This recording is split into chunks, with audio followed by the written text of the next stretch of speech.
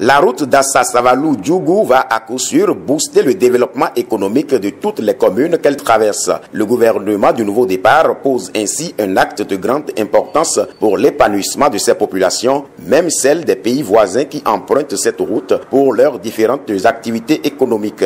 En témoigne la forte mobilisation observée. 3 membres du gouvernement aux côtés des populations pour leur plein épanouissement. Votre présence ici, à cet endroit précis, est la matérialisation d'un rêve longtemps chéri par les nombreux usagers de ces différentes routes.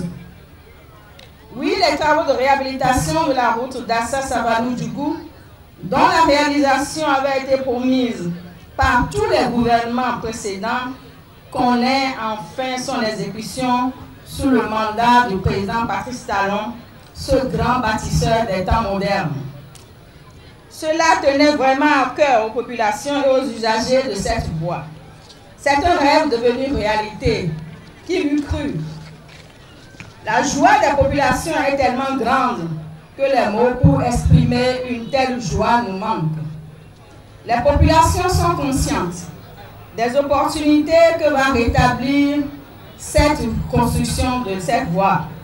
Ces populations, bien conscientes de l'importance de cette route, en témoignent leur attachement à ce projet. Qu'est-ce que veut le peuple?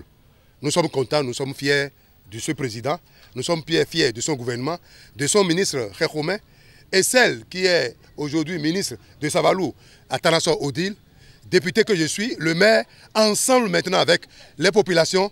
Je crois que ça va être pari gagné. Plus de 161 milliards de francs CFA, ceci sous le leadership du président Patrice Talon. Le ministre des Infrastructures et des Transports donne quelques indications.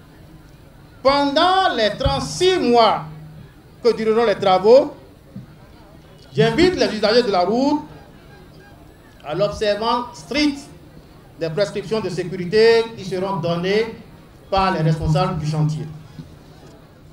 Je voudrais à cette occasion en appeler à la sagesse et au sens de civisme des uns et des autres.